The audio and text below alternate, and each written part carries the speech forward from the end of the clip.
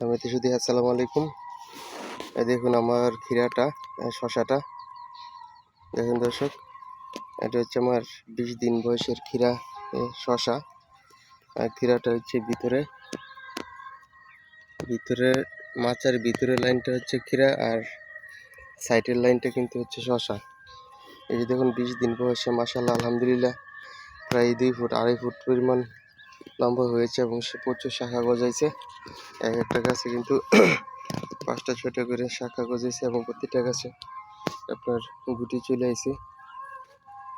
20 দিন বয়সে মাশাআল্লাহ দেখুন দর্শক, এখন পর্যন্ত কিন্তু আমি মাচার কাজটা শেষ করতে পারছি না। এবারে এদিকে মাচা দেওয়া হয়েছে, কিন্তু এদিকে কিন্তু কুটি দেওয়া হয়েছে, কিন্তু মাচার কাজ কিন্তু শেষ করা হয়নি।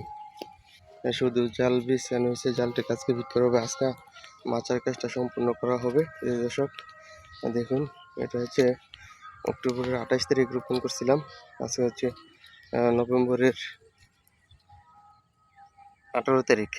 18 তারিখ কিন্তু মাশাআল্লাহ সবগুলা গাছে কিন্তু আপনার গুটি চলে আসে এবং ক্ষীরা গাছগুলো কিন্তু গুটি চলে আসে। এটা হচ্ছে অ্যাসাসের স্মার্ট বই শশা। স্মার্ট বই শশাতে কিন্তু আমার ওই লাউর বাগানটাতে প্রায় 120-130টার মতো গাছ আছে। ওই গাছগুলোতে কিন্তু প্রায় 152 কেজি 53 কেজি শশা পাড়া হয়ে গেছে। শশা পাড়া হয়ে গেছে। আর মাশাআল্লাহ আলহামদুলিল্লাহ যে ওই গাছটাতে ওইখান থেকে কিন্তু আরও প্রায় 100 কেজি অলরেডি ফলগুলো আছে। প্রায় এখান থেকে 300 কেজি টার্গেট করতেছি। 300 ইনশাল্লাহ কেজি করতে পারবো। আর এই স্মার্ট বই শসাটা কিন্তু গরমের শসা, তীব্র শীতের মধ্যে হয় না। আর গরমের মধ্যে আসলে প্রচুর পরিমাণে শসা ধরে। তাই আপনারা যারা সবজি চাষ করবেন বা শসা চাষ করেন, এসএসসিটির স্মার্ট বই শসাটা কিন্তু আপনারা চাষ করতে পারেন, তাহলে লাভবান হবেন ইনশাল্লাহ। এটা অন্তত যদি যত্ন সহকারে করতে পারেন, তাহলে একটা গাছ থেকে 4 থেকে 5 কেজি শসা পর্যন্ত পারা যায়।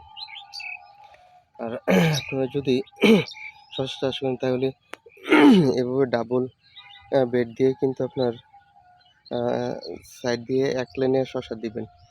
যদিও ভিতরে দিয়ে ফাঁকা থাকলেও কিন্তু আপনারা যদি আপনার 2 লাইন থেকে চাষ না করে যদি এক লাইনে শসা করেন, 2 লাইনে শসা যদি এক লাইনে পান, তাহলে আপনি 2 লাইন কেন করবেন?